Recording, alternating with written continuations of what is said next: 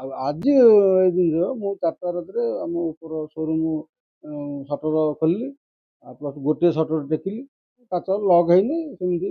ଆଉ ଏଇଟା ତଳକୁ ଆସି ତଳ ଦୋକାନର ସଟର ଟେକିଛି, ଠାକୁରଙ୍କୁ ନମସ୍କାର ହେଇଛି, ହେଇକି ମଝି ଗ୍ଲାସ୍ଟାକୁ ଖୋଲିକି ଭିତରୁ ପଶିକି ଗୋଟେ ଟାଙ୍କି 5 ଲିଟର ସେଟା ପଦାରରେ ଥୁଆ ହୁଏ, ସୁପ୍ରିମର ଟାଙ୍କି ପଦାରେ ଥୁଆ ହୁଏ। ମୁଁ ତାକୁ ଟେକିକି ଥୋଇକି ଭିତରୁ ପଶି ମୋତେ ଗରମ ଲାଗିଲା, ମୁଁ ଟିକେ ରେଷ୍ଟ ନେଇଯିବା ଏହା ଭାବି ଫ୍ୟାନ୍ଟା ଷ୍ଟାଣ୍ଡ ଫ୍ୟାନ୍ଟା ଦେବା ସମୟରେ ଜଣେ ପଶିଲା। ତାପରେ 2-4 ଜଣ ପଶିଲେ, ପଶି ମୁଁ ଗୋଟେ ବନ୍ଧୁ ଘର ଦେଖଉଛି, ମୁଁ ଦେଖିକି ଛାତି ଲଗେଇଲାଣି। ଲଗେଇକି ତାପରେ ମୁଁ କହୁଛି, ମୁଁ କହିଲି କ'ଣ ବରଯାତ୍ରୀ ଫରଯାତ୍ରୀ କିଏ ଆଇଛନ୍ତି, ଗୋଟେ କ'ଣ ଗୋଟେ ଜିନିଷ ଆବଶ୍ୟକ ଅଛି, ସେଇ କାରଣରୁ ମୋତେ କରୁଛନ୍ତି ଆଉ। ଏଇଆ ଆଉ ମୁଁ ଏତେ ମାଇଣ୍ଡ ହେଇନି। ମୁଁ ଦୋକାନ କାମ ତ କରିବାର ଅଛି, ଯେଉଁ କାମ କରେ ରେଗୁଲାର ସେଇ କାମ କରିବି ବୋଲି ଭାବିଛି।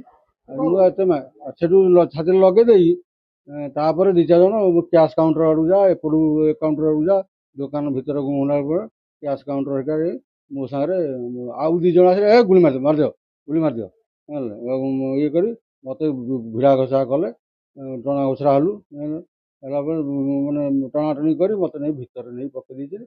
ସ୍ପ୍ରେ ସେଇ ସମୟରେ ସ୍ପ୍ରେ ପକେଇ ଦେଇଛନ୍ତି, କ'ଣ ଗୋଟେ ପକେଇ ଦେଇଛନ୍ତି, ମୁଁ କିଛି ଜାଣିନି। ଆଉ ତା ଭିତରେ କେଉଁଠି ନେଇ ପକେଇଛନ୍ତି ମୁଁ ବି ଜଣା ନାହିଁ। ମୁଁ ସେନ୍ସ 2 ଘଣ୍ଟା ପରେ ଆସିଲେ ମୁଁ ଆସ୍ତେ ଆସ୍ତେ ଧରି ଭିତରେ ଯାଇ ଆମ ଘରର ଗୋଟେ ପଛରେ ଝରକା ଅଛି, ସେ ଝରକା ଖୋଲି ଡାକିଲାକୁ ଆମ ରୁମ୍ ଉପରକୁ ଯାଇଛନ୍ତି ବୋଲି ମୋତେ ଜଣା ନାହିଁ। ଉପରୁ ଯାଇ ଘରକୁ ପଶିଛନ୍ତି, ମୁଁ ଘର ବାହାର ପଟୁ କ୍ଲିନ୍ ଦେଇଥିଲି, ଆଉ ସେ ବାହାର କ୍ଲିନ୍ ଖୋଲିକି କ'ଣ ଏବେ ଭାବୁଛନ୍ତି ଏହାର ଗୋଟେ ଉଚିତ ଇଏ ମିଳିବ। ସକାଳୁ ସକାଳୁ ବାପା ଦୋକାନ ଫୋକାନ ଖୋଲିକି କରନ୍ତି, ବାହାରୁ ଘରୁ କବାଟ ବାହାରୁ ଦେଇକି ଆସିଥିଲେ।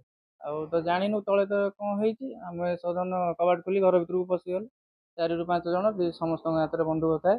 ସାଙ୍ଗେ ସାଙ୍ଗେ ଆମ ମୁଣ୍ଡରେ ବନ୍ଧୁକ ଲଗେଇକି କହିଲେ ବସ ଚୁପକି ଏଣ୍ କ'ଣ ଅଛି ଦିଅ, କ'ଣ ରଖିଛ କ'ଣ ନାହିଁ ସବୁ। ଆମେ କହିଲୁ ତୁମର କ'ଣ ନେବାର ଅଛି ତମେ ତୁମର ଦେଖ। ସେଠୁ ଆମର ଜଣେ 2 ଜଣ ବନ୍ଧୁକ ଲଗେଇଲେ, ଆଉ 2 ଜଣ ଟୋଟାଲ ସବୁ କବାଟ ଫବାଟ ଖୋଲି ବ୍ୟାଗ୍ ଫ୍ୟାଗ୍ ଏଣ୍ କରି ଆମର ସବୁ ଯାହା ସୁନା ଗହଣା ଥିଲା ତାକୁ ସବୁ ନେଇଗଲେ। ଆହୁରି କ୍ୟାସ୍, ଆହୁରି ଆସବାବପତ୍ର ଅନ୍ୟାନ୍ୟ ବହୁତ ପ୍ରକାର ଜିନିଷ ନେଇକି ତାପରେ ଆମକୁ ପଛପଟୁ ଘଣ୍ଟାଏ କାଳ ରହିଲେ। ପଛପଟୁ ହାତ ବାନ୍ଧି ଦେଲେ, ହାତ ବାନ୍ଧି ମୁହଁ ବାନ୍ଧି ବାହାରୁ କବାଟ ଦେଇ ତାପରେ ପଳେଇଲେ। ଖାଲି ମାରିଦେବୁ ଧମକ ଦେଲେ ଆଉ। ଏହା ନେଇକି ପଟ୍ଟାମୁଣ୍ଡାଇ ଥାନାରେ ଏତଲା ଦେଇଛି। ସାର୍ ଆସିଲେ ଇନଭେଷ୍ଟିଗେସନ୍ କରିବେ। ଆମକୁ ଯାହା ହେଲେ ନ୍ୟାୟ ଦରକାର, କାହିଁକିନା ଏହା ଦ୍ୱାରା ବି ଅନ୍ୟାନ୍ୟ ଲୋକ ବି ରହୁଛନ୍ତି, ଜନସାଧାରଣକୁ ଯାହା ବି ହେଲେ ଏ ଜିନିଷ ସଚେତନ ନିହାତି ଦରକାର। ଦୟାକରି ନିଅନ୍ତୁ ଆଉ।